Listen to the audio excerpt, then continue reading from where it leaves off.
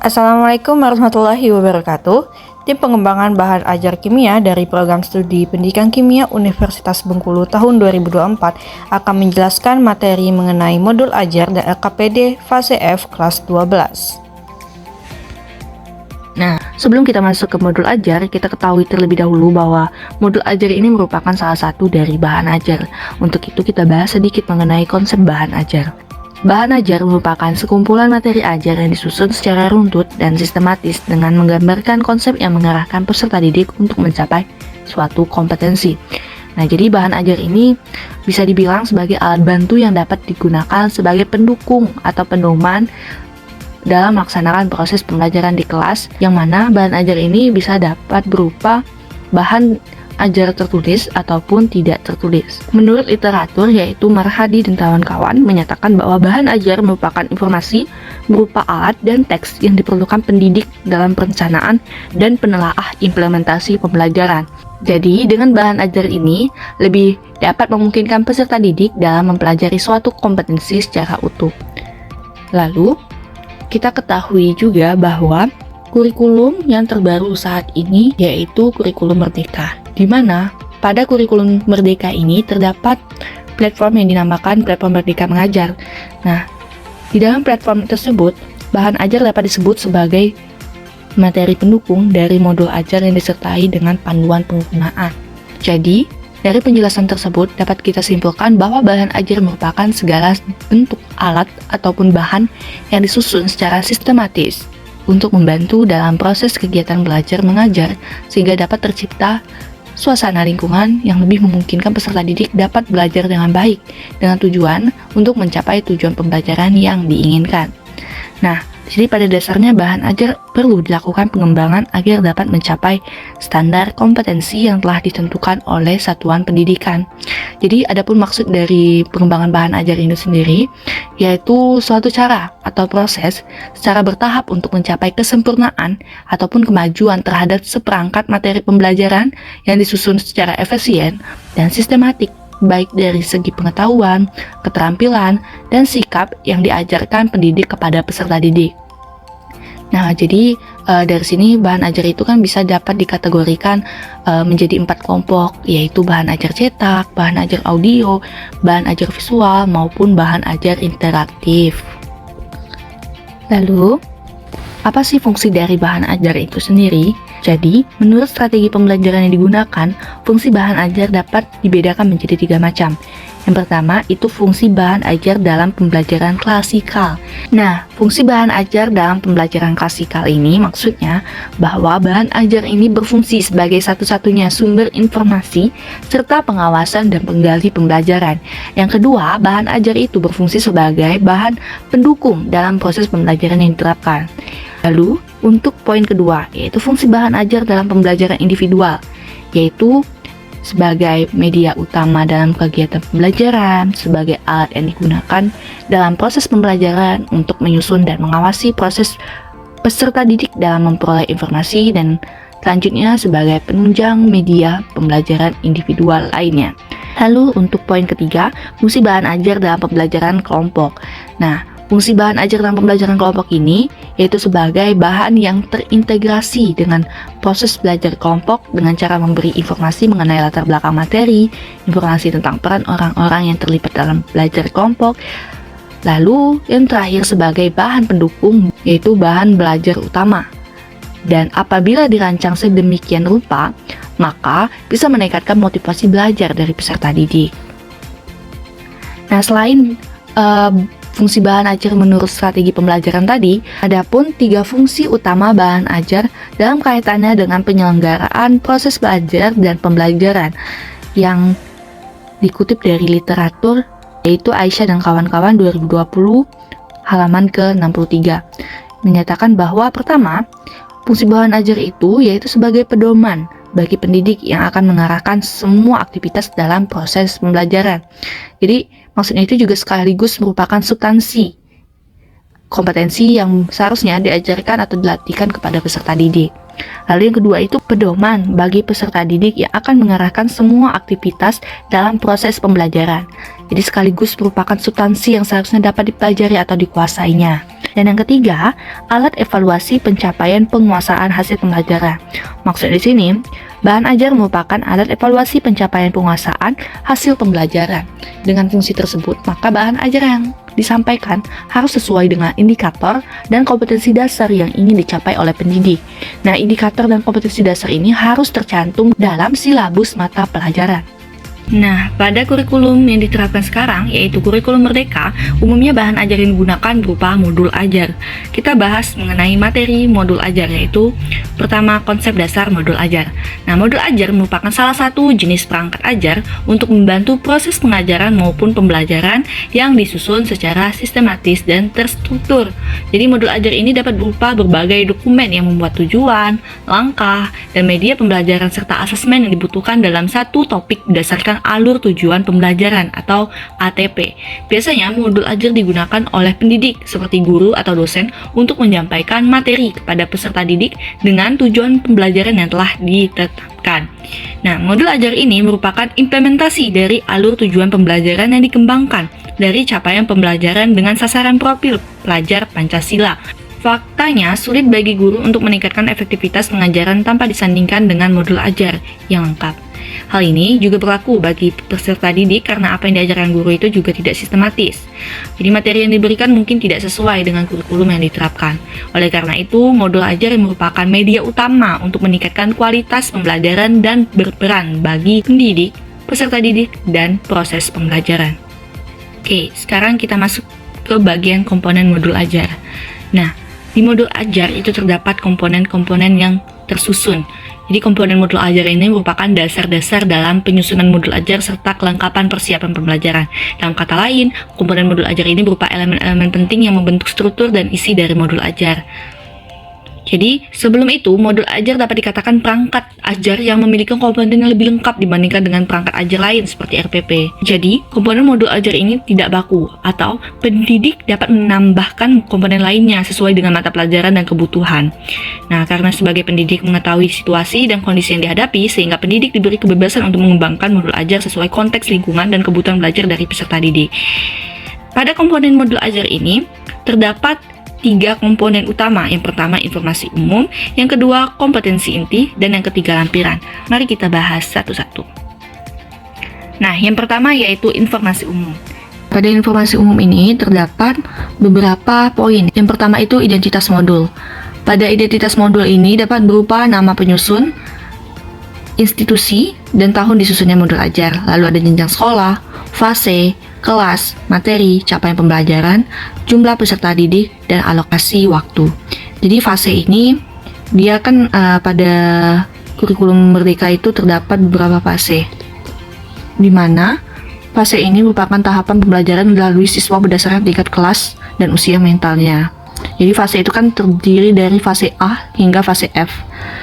Biasanya kalau untuk SMA itu merupakan fase E dan fase F. Sedangkan capaian pembelajaran yang dimaksud itu merupakan elemen dan cuplikan elemen pembelajaran yang disasar, dalam artian bahwa capaian pembelajaran atau disebut dengan CP sebagai kompetensi pembelajaran harus dicapai oleh peserta didik di akhir pembelajaran. CP per fase ini mencakup komponen pemahaman kimia dan sikap. Sedangkan kalau jumlah peserta didik itu merupakan jumlah peserta didik saat melakukan proses pembelajaran. Alokasi waktu itu merupakan waktu yang digunakan sesuai dengan jam pelajaran yang berlaku.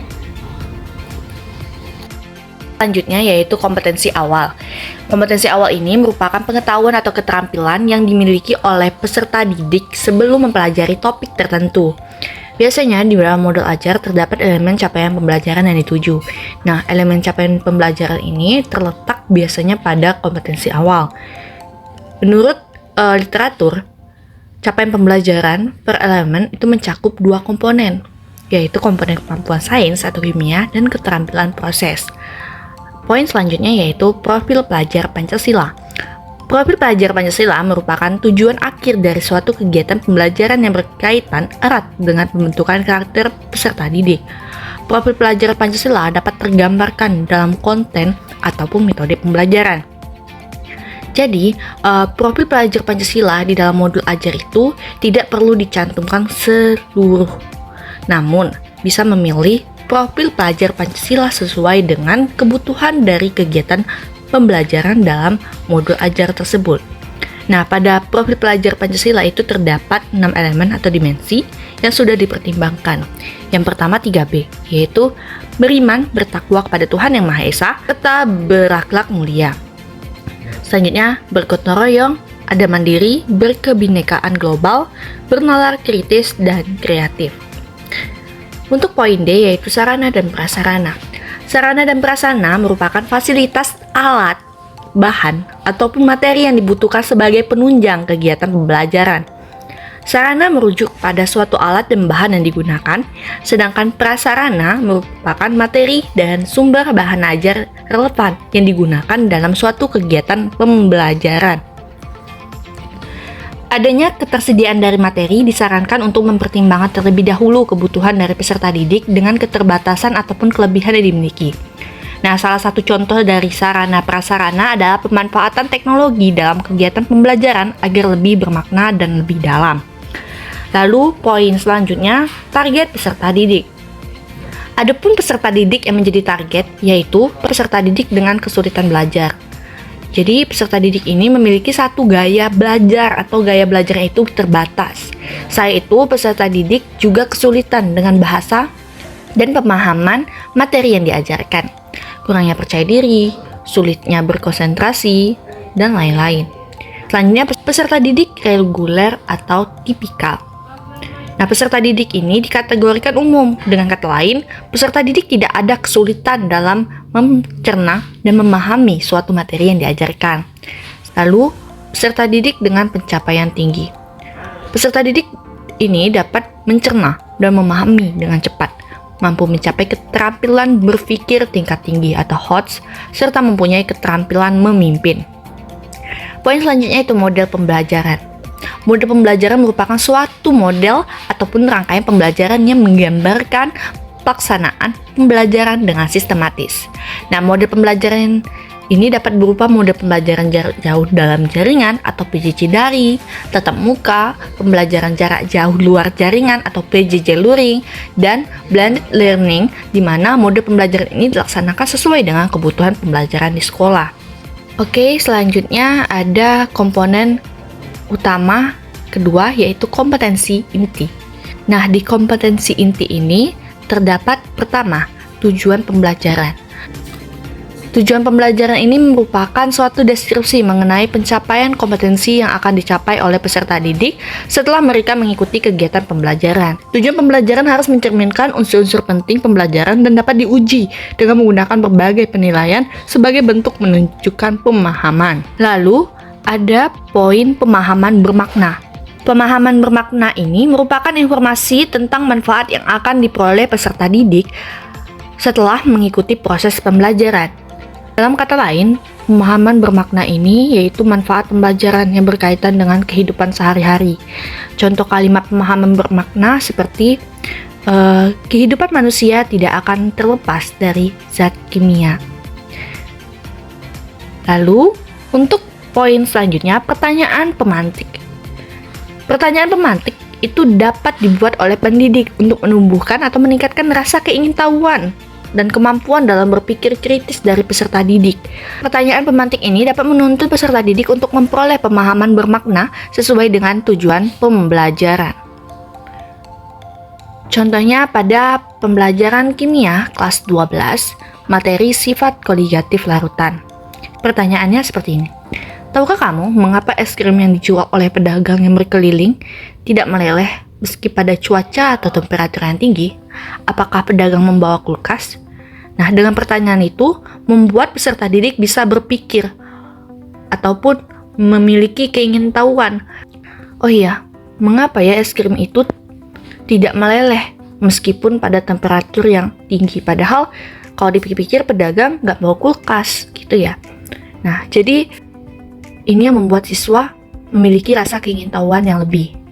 Poin selanjutnya yaitu kegiatan pembelajaran. Pada kegiatan pembelajaran ini, terdapat urutan kegiatan pembelajaran inti yang dijabarkan dalam bentuk langkah-langkah kegiatan pembelajaran yang dituangkan secara konkret, disertakan opsi atau pembelajaran alternatif, dan langkah agar dapat menyesuaikan dengan kebutuhan belajar dari peserta didik. Jadi, langkah kegiatan pembelajaran ini ditulis secara berurutan sesuai dengan durasi waktu yang telah direncanakan, yaitu meliputi 3 tahap, ada pendahuluan, isi, dan penutup. 3 tahap ini berbasis metode pembelajaran aktif. Poin selanjutnya yaitu asesmen. Asesmen mencakup beberapa instrumen dan cara menilai peserta didik dengan kriteria yang sudah disusun secara rinci sesuai dengan tujuan pembelajaran yang ditetapkan. Adapun bentuk asesmen yang bisa dilakukan seperti sikap. Sikap ini berkaitan dengan profil pelajar Pancasila yang dapat berupa observasi, penilaian diri, penilaian teman sebaya, dan anekdotal. Lalu ada performa. Performa ini bisa disebut dengan keterampilan, seperti presentasi, drama, pamer hasil karya, jurnal, dan lain-lain. Lalu ada tertulis.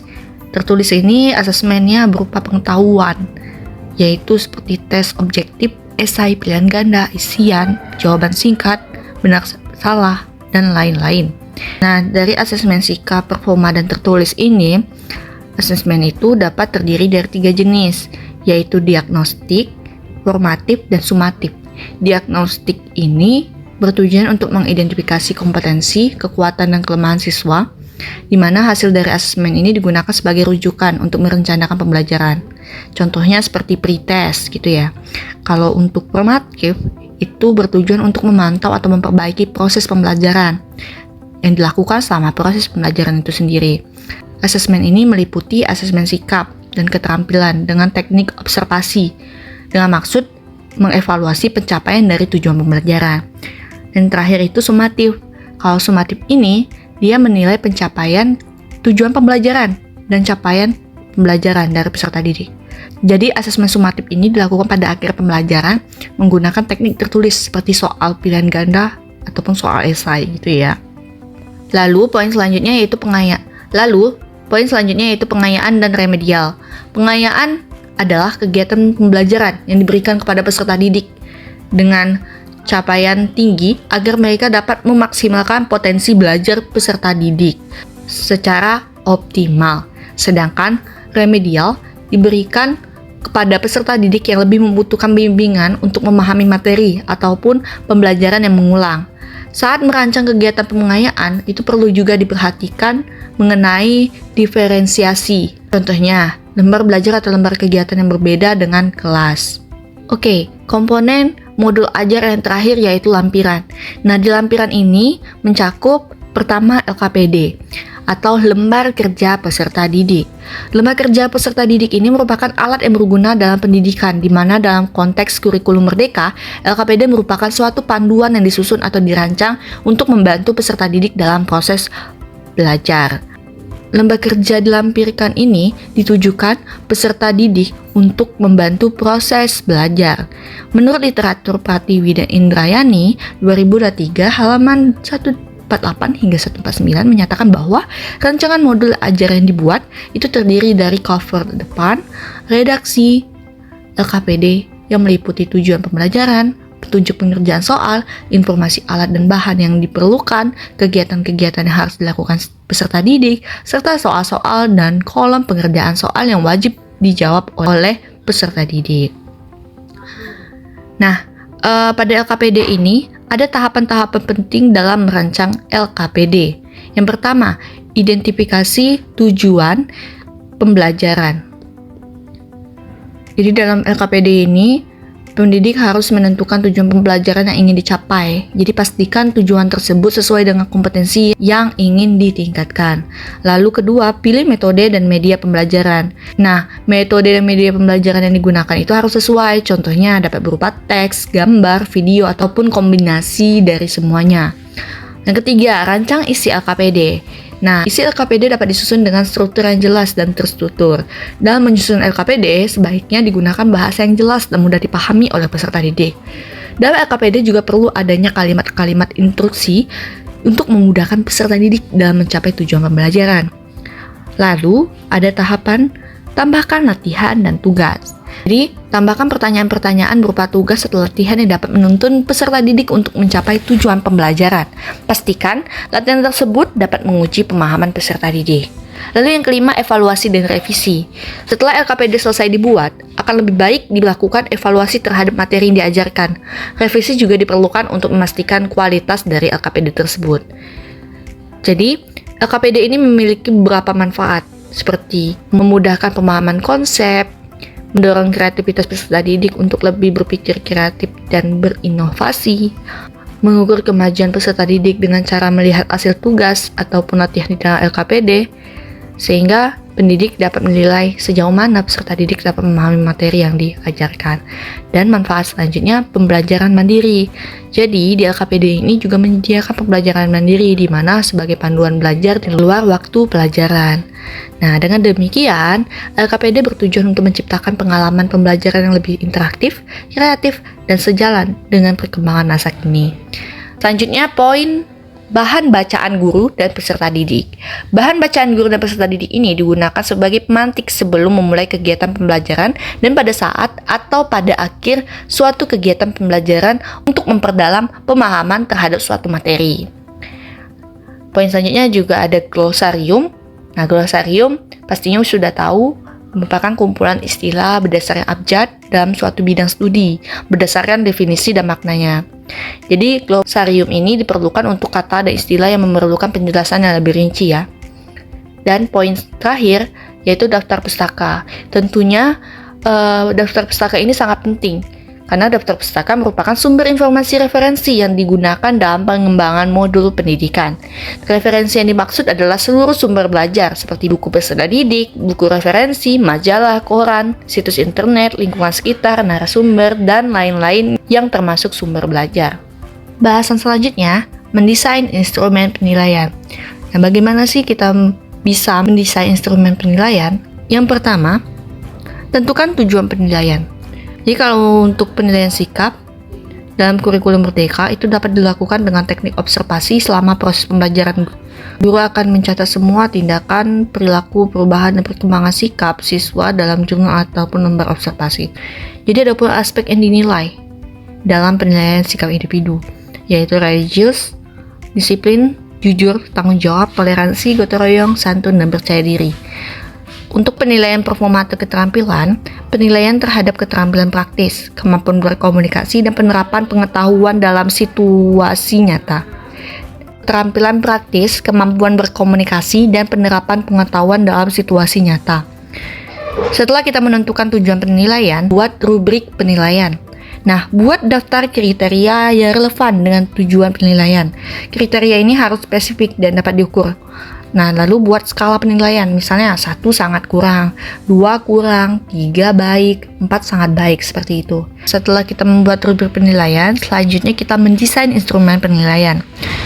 Desain instrumen penilaian ini, yang pertama kita buat judul, yang kedua petunjuk atau pedoman pengisian.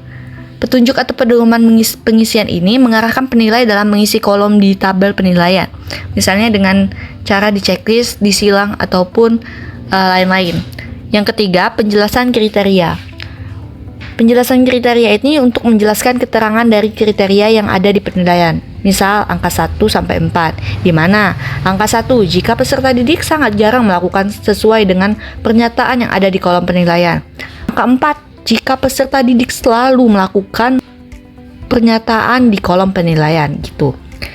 Setelah membuat penjelasan kriteria, selanjutnya membuat identitas peserta didik yang dinilai. Jadi di dalam desain instrumen penilaian itu harus ada kolom atau poin identitas peserta didik yang akan dinilai. Lalu tabel penilaian. Nah, di tabel penilaian ini dapat berupa nomor, aspek pengamatan atau aspek penilaian, dan kriteria penilaian tadi yang angka 1, 2, 3, 4. Selanjutnya, pedoman dalam penskoran. Nah, setelah dibuat tabel penilaian, biasanya di bawahnya terdapat pedoman dalam penskoran. Seperti skor maksimum. Kalau nilainya skor maksimum itu yaitu skor maksimum setiap butir penilaian dikali jumlah butir penilaian. Untuk konversi nilainya bisa dibuat yaitu skor yang diperoleh dibagi skor maksimum tadi dikali 100 Bahasan selanjutnya yaitu prinsip penyusunan modul ajar. Nah, pada modul ajar ini terdapat prinsip-prinsip dalam penyusunannya ya. Yang pertama, itu kita harus memperhatikan tahapan perkembangan dan tingkat pencapaian peserta didik. Lalu yang kedua, melibatkan orang tua dan masyarakat sebagai mitra. Lalu mempertimbangkan karakteristik, kompetensi, dan minat peserta didik. Prinsip selanjutnya yaitu membangun kapasitas peserta didik untuk menjadi pembelajar sepanjang hayat dan mempertimbangkan sudut pandang peserta didik. Lalu mengutamakan relevansi, konsistensi, dan kecukupan. Terakhir, mempertimbangkan perbedaan tingkat pemahaman setiap peserta didik. Biasanya di dalam penyusunan modul ajar ini terdapat kriteria yang harus dimiliki. Jadi kriterianya itu bersifat esensial, menarik, bermakna, menantang, relevan. Bahasan selanjutnya yaitu prosedur penyusunan modul ajar. Nah, dalam penyusunan modul ajar ini terdapat prosedur-prosedur yang harus dilakukan. Yang pertama, kita harus menganalisis terlebih dahulu kondisi dan kebutuhan pendidik, peserta didik, dan satuan pendidikan. Pendidik itu perlu mengetahui kondisi dan kebutuhan dari peserta didik berdasarkan latar belakang serta sarana prasarana sekolah. Lalu, identifikasi dan tentukan dimensi profil pelajar Pancasila. Nah, jadi di sini pendidik dapat mengidentifikasi dan menentukan dimensi profil pelajar Pancasila yang lebih memungkinkan untuk dikembangkan dalam proses pembelajaran. Lalu tentukan alur tujuan pembelajaran yang akan dikembangkan menjadi modul ajar. Selanjutnya, susun modul ajar berdasarkan komponen yang tersedia. Jadi, selain dari komponen inti, pendidik dapat memilih komponen sesuai dengan kebutuhan dalam kegiatan pembelajaran. Prosedur selanjutnya yaitu pelaksanaan pembelajaran. Nah, di pelaksanaan pembelajaran ini, pendidik melakukan kegiatan pembelajaran sesuai dengan modul ajar yang telah dibuat atau dirancang. Setelah itu, evaluasi dan lakukan tindak lanjut.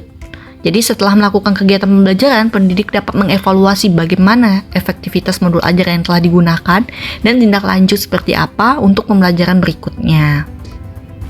Baik, di sini ada contoh modul ajar dari LKPD fase F kelas 12 yang dapat kalian scan barcode-nya. Nah, ini merupakan salah satu contoh modul ajar fase F dari kelas 12. Nah, jadi kalau untuk kelas 12 itu masuk ke golongan fase F. Ini tampilan, kalau kita bisa sebut, cover ya. Nah, di sini modul ajarnya dengan materi sel volta, mata pelajaran kimia untuk SMA TMA kelas 12 Kurikulum Merdeka. Dan di sini tertulis nama pembuatnya yaitu Doni Pramanaladi SPD. Jadi ini saya ambil dari internet ya. Nah, di sini kan covernya udah sesuai dengan materi sel volta ini. Jadi dia ada gambar sel volta. Jadi di sini kita akan melakukan evaluasi nih terhadap modul ajar yang sudah dibuat dan bagaimana sih komponen-komponennya, apakah sudah lengkap atau belum gitu. Sesuai dengan materi yang sudah dijelaskan tadi ya. Kita langsung aja di sini. Nah, di sini udah ada tampilan pertamanya bahwa komponen dari modul ajar itu kan ada informasi umum, kompetensi inti, sama lampiran. Nah, di sini ada informasi umum. Di sini jelas ya informasi umumnya. Pertama dia ada jenjang sekolah, SMA, nama gurunya udah ada, nama sekolah. Namun dari materi yang sudah dijelaskan tadi, untuk informasi umum ini yang jenjang sekolah hingga capaian pembelajaran ini masuk ke identitas modul ya. Nah, sebenarnya bisa dibuat untuk identitas modul itu bisa dibuat tulisannya identitas modul ataupun langsung seperti ini juga bisa. Untuk tadi ada di identitas modul itu materi sama jumlah peserta didik. Nah, kita bahas dulu ya. Ini kalau untuk materi itu sudah ada di cover ya, yaitu sel volta tadi. Namun bisa nanti seperti sel volta ini menjadi beberapa pertemuan dia membahas dengan sub materi yang lebih kecil gitu ya, yang lebih rinci gitu. Nah, bisa materinya dibuat gitu. Jadi kan sel volta itu secara keseluruhan, di dalam materi sel volta itu ada sub materi lain. Nah, mungkin kalau untuk beberapa kali pertemuan bisa dibuat materinya dengan submateri. Bisa seperti itu, atau materi yang self quota itu juga bisa nanti dibuat submaterinya tambahan. Jadi biar jelas, oh modul ini lebih mengarah ke materi ini gitu ya. Nah, terus jumlah peserta didik ini untuk memastikan nantinya di kegiatan pembelajaran. Jadi misalnya dibuat kelompok, jadi bisa tahu berapa kelompok dari jumlah peserta didik ini yang dapat dibuat gitu. Lalu ada komponen awal. Nah, kalau yang tadi yang dijelaskan tadi itu kompetensi awal. Kompetensi awal itu kan pengetahuan yang dimiliki peserta didik sebelum melaksanakan proses pembelajaran gitu. Dalam artian sama kayak komponen awal, ini maksudnya kalau bisa dibilang secara sederhana prasyarat lah gitu ya. Syarat untuk masuk ke materi self volta. Jadi sebelum peserta didik ini belajar tentang self volta, mereka harus tahu dulu atau memahami reaksi redoks, potensial reduksi. Agar kenapa? Agar sejalan gitu dengan materi yang diajarkan berikutnya. Agar mereka paham, karena ini berkaitan. Untuk memulai pembelajaran self volta, mereka harus memahami terlebih dahulu reaksi redoks dan potensial reduksi gitu. Lalu untuk selanjutnya itu ada, nah yang elemen CP atau capaian pembelajaran tadi kan itu berada di kompetensi awal. Sebenarnya itu biasanya bisa ada atau tidak gitu. Kalau dilihat dari beberapa modul itu bisa dilihat itu ada atau tidak. Namun yang terpenting adalah capaian pembelajaran gitu. Tapi biasanya ada elemen capaian pembelajaran yang dituju dengan dua komponen tadi, yaitu kemampuan sains dan keterampilan prosesnya. Lalu di sini ada profil pelajar Pancasila. Nah, di profil pelajar Pancasila tadi kita bahas ada 6 dimensi ya, atau 6 elemen. Nah, di sini ada 3. Beriman bertakwa kepada Tuhan Yang Maha Esa dan berakhlak mulia, bergotong royong, dan bernalar kritis. Sudah tepat ya. Lalu ada sarana dan prasarananya. Sini sarana dan prasarananya ada gawai untuk akses internet, jaringan internet, KPD, buku, teks pelajaran. Nah, alangkah lebih baiknya di sini bisa dibuat gitu terpisah. Sarananya apa, prasarananya apa gitu. Jadi terpisah. Jadi supaya lebih tahu, oh sarananya yang ini, prasarananya yang ini gitu. Lalu untuk target peserta didik. Nah, target peserta didik tadi kan ada 3 ya yang menjadi target. Ada peserta didik reguler, ada dengan kesulitan belajar, dan pencapaian tingkat tinggi. Jadi kita sesuaikan dulu nih kelas yang diajarkan ini lebih dominan peserta didik seperti apa gitu. Nah, kalau di sini dia melalui pembelajaran langsung, peserta didik diajak untuk menganalisis proses yang terjadi pada self volta dengan baik. Melalui pembelajaran langsung, peserta didik diajak untuk menjelaskan proses yang terjadi pada self volta melalui berbagai media. Di sini ada kata menganalisis ya. Biasanya kalau menganalisis ini sudah berpikir tingkat tinggi gitu ya. Namun dari yang penjelasan tadi, target peserta didik itu kan ada 3. Nah, bisa dibuat dalam modul ini.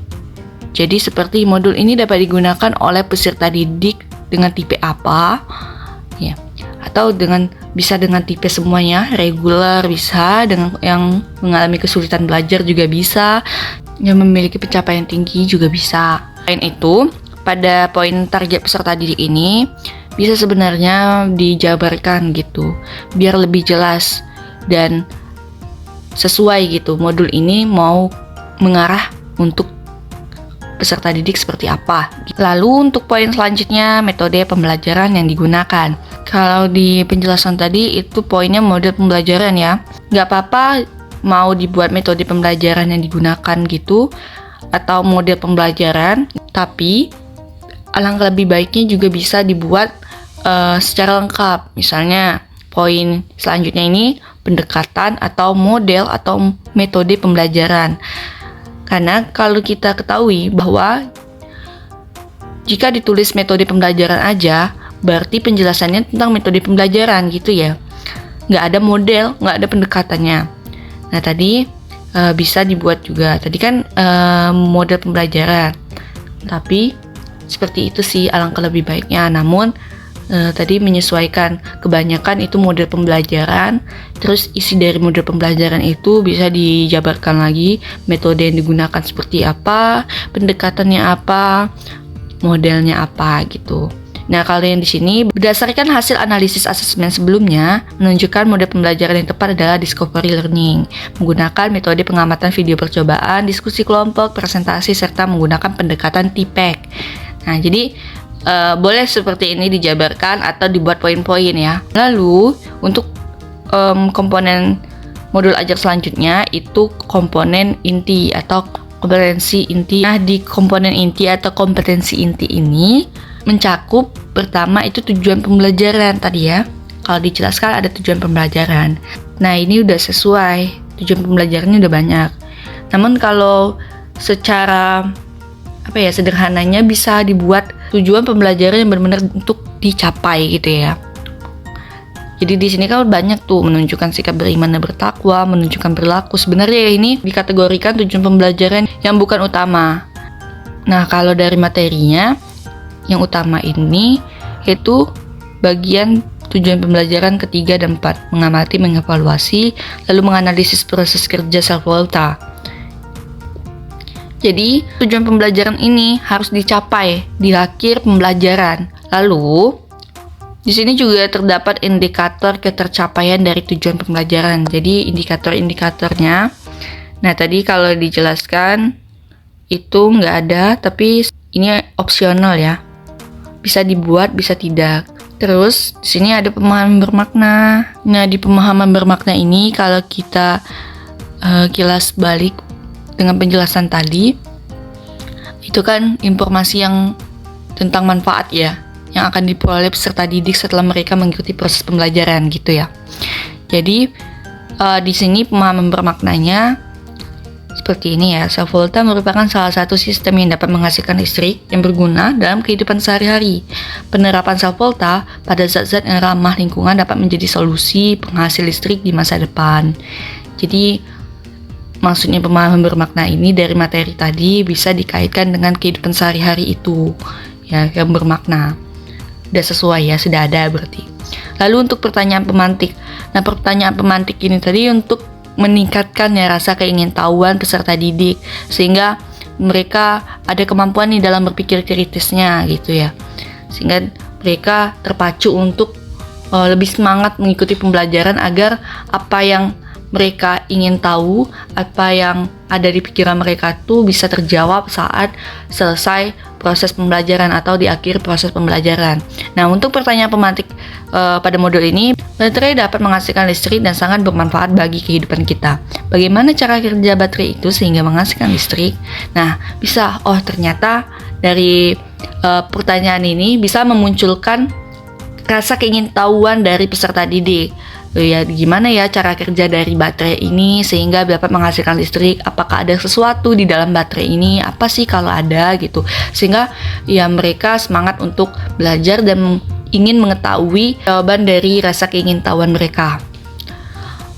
Lalu untuk poin selanjutnya persiapan pembelajaran. Nah, persiapan pembelajaran ini biasanya terletak di kegiatan pembelajaran atau ini kan udah ada laptop, LCD projector, internet, LKPD, itu kan pada sarana dan prasarana tadi ya. Nah, udah dijelaskan gitu. Tapi bisa juga dibuat untuk pembelajaran yang akan berlangsung, ini persiapannya apa aja gitu ya. Ini ada laptop dan kawan-kawannya lah ya. Jadi bisa dimasukkan atau tidak sesuai dengan kebutuhan dari pendidiknya itu ya. Lalu kita masuk ke kegiatan pembelajaran. Nah, di sini kegiatan pembelajarannya ada kegiatan awal, kegiatan inti, dan ada penutup. Nih, kegiatan akhirnya atau penutup ya. Pada kegiatan pembelajaran ini, ya tadi kan ada 3 langkah ya, dijelaskan tadi ada pembuka atau pendahuluan, inti, dan penutup. Ini sudah ada ya. Terus dia berbasis metode pembelajaran aktif. Nah, tadi sesuai tadi dia menggunakan metode seperti apa tadi? Ada metode diskusi tadi kan, ada metode apa lagi gitu ya. Terus kalau modelnya tadi yang digunakan model discovery learning. Jadi pada kegiatan pembelajaran ini dari model Discovery Learning, berarti harus ada langkah-langkah nih. Langkah-langkah dalam pembelajaran yang menyesuaikan dengan model Discovery Learning. Nah, lalu ada menggunakan metode TPEC ya. Metode TPEC ini merupakan metode pembelajaran yang menggabungkan pengetahuan teknologi, pedagogi, dan konten dalam pendidikan. Jadi di dalam kegiatan pembelajaran ini harus mencakup dari hal-hal yang disebutkan tadi ya. Ini kegiatan awalnya ada apersepsi. Apersepsi itu seperti menyelaraskan terlebih dahulu atau menghubungkan materi pelajaran baru dengan materi sebelumnya. Persepsi ini seperti tadi, menghubungkan dari materi prasyarat tadi sebelum mereka masuk ke materi self-volta. Jadi pendidik akan menghubungkan gitu ya, materi sebelumnya, tadi ada redox ya, dengan materi potensial reduksi gitu. Lalu setelah mereka paham gitu, ditanya sama pendidik, oh ternyata mereka sudah paham nih, baru bisa dilanjutkan ke self-volta. Karena kan itu tadi menjadi materi syarat gitu atau prasyaratnya ya. Lalu ada stimulus, ini untuk merangsang pemikiran dari peserta didik agar lebih ada rasa keingintahuan mereka pada materi yang akan disampaikan. Lalu ini masalah tentang ini tadi ya, baterai ya. Nah, dari sini ada problem statement, terus ada data collection, ada pemrosesan data, ada verifikasi, dan ada kesimpulan.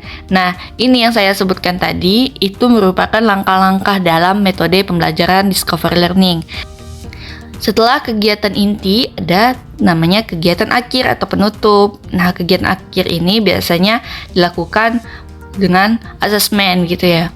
Melalui sini post-test, sumatif. Jadi jelaskan asesmen tadi ada 3 ya. Yang sumatif ini dilakukan pada akhir pembelajaran. Gitu, seperti post-test. Nah, lalu ada refleksi. Nah, untuk refleksi ini bisa disesuaikan dengan kebutuhan dari pendidiknya itu sendiri. Lalu ada poin asesmen. Nah, di sini ada poin asesmen formatif awal, formatif selama proses pembelajaran, dan sumatif. Sudah benar. Lalu melakukan tindak lanjut dengan pengayaan dan remedial. Oke. Nah, jangan lupa pada kegiatan pembelajaran ini dikasih bagian tanda tangan. Itu biasanya untuk guru mata pelajarannya sama kepala sekolah ya. Nah, setelah itu ada namanya lampiran, komponen akhir dari modul ajar. Nah, di lampiran ini tadi udah dijelaskan ada LKPD ya. Nah, di LKPD tadi kita udah mengetahui bagaimana sih merancang LKPD. Pertama, mengidentifikasi dulu tujuan pembelajaran. Ada nggak tujuan pembelajarannya? Oh, ternyata ada ya tujuan pembelajarannya. Nah, untuk merancang isi LKPD ini di sini ya. Pertama di covernya biasanya ada judul, lembar kerja peserta didik dengan materi apa, lalu kelompok berapa, nama anggotanya apa saja. Lalu biasanya ini ada gambar. Nah, gambar ini biasanya untuk biar LKPD yang dibuat itu lebih menarik dan seharusnya itu harus sesuai dengan materi yang diajarkan. Nah, ini sesuai ya. Lalu mata pelajarannya, identitasnya ya, mata pelajaran, kelas, semester, materi pelajaran, self-volta, alokasi waktunya 2 kali 45 menit tadi, 90 menit ya. Lalu di sini ada petunjuk dan mari berdiskusi. Nah, di mari berdiskusi inilah yang menambahkan tugas dan latihan peserta didik agar mencapai tujuan pembelajaran dengan menstimulus terlebih dahulu, lalu mengajukan pertanyaan. Nah, dari pertanyaan itu mereka membuat pertanyaan-pertanyaan yang ada di pikiran mereka gitu, lalu baru dilakukan pengumpulan data dan pengamatan video.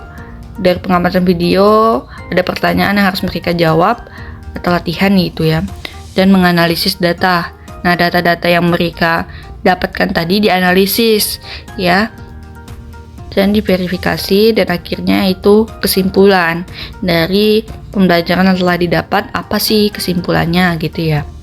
Nah, di kisi asesmen ini dia ada asesmen pengetahuan ya, Ini tes dan non-tes tadi. Terus ada rubrik penilaian. Nah, ada kriterianya yang udah dijelaskan. Itu kan ada kriterianya, lalu ada skornya sesuai pendidik itu mau membuat skor berapa, asalkan dalam skor itu tahu 1 ketika apa, 2 ketika apa, 3 ketika apa. Dan ini sampai 3 ya, tadi yang jelaskan ada 4. Ada berdoa, menjawab salam, oke. Nah, ini kriteria tujuan pembelajaran ini dibuat dari tujuan pembelajaran pertama ya. Lalu ini ada rubrik penilaian kerja. Penilaian kerja ini biasanya ke performa tadi atau keterampilan. Sudah sesuai. Oke, nah ini lembar penilaian sikap. Penilaian sikap nama siswa ini bisa dibuat seperti ini tadi, atau kalau per individu itu bisa dibuat individu, tapi untuk lebih efisien dan efektifnya itu bisa dibuat seperti ini ya. Jadi di checklist, dan ini penskorannya, jumlah skor udah sesuai. Nah, ini untuk yang lembar penilaian keterampilan udah baik. Di sini dibuat kriteria rentangnya sangat baik ketika nilainya berapa gitu, 80 hingga 100 gitu ya. Lalu penilaian kinerja proses.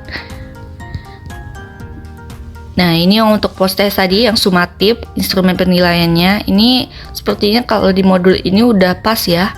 Di situ ada semua gitu ya untuk instrumen penilaiannya ya.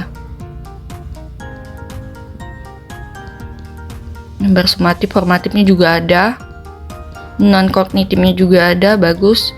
Nah, ini tadi bahan bacaan guru dan peserta didik tadi. Udah lengkap ya. Lalu glosarium, oke. Nah, glosarium tadi kan kata-kata yang memerlukan rincian gitu ya, yang dalam artian yang mereka kurang paham apa sih kata ini, yang tidak familiar gitu. Nih, daftar pustaka. Nah, untuk daftar pustaka ini kalau dilihat nggak ada, atau ini salah atau gimana nggak tahu ya. Sebenarnya daftar pustaka ini harus ada ya seperti tadi, karena daftar pustaka ini bisa dibilang agar jelas modul ajar ini dari referensi mana gitu ya, terbukti valid atau tidaknya gitu. Ini nggak tahu ya, ini apakah saat di upload dia hilang daftar pustakanya atau gimana. Yang jelas harusnya itu harus ada, mungkin ini ada ya, tapi nggak tahu hilang. Oke, itu evaluasi kita mengenai modul ajar ini. Baiklah, ini merupakan referensi-referensi dari materi yang sudah dijelaskan tadi. Baik, itu tadi penjelasan materi mengenai cara mendesain modul ajar dan LKPD, di mana dalam konteks tadi contohnya di kelas 12 atau fase F. Semoga dengan materi yang sudah dijelaskan tadi dapat bermanfaat dan bisa dipahami. Sekian, terima kasih. Wassalamualaikum warahmatullahi wabarakatuh.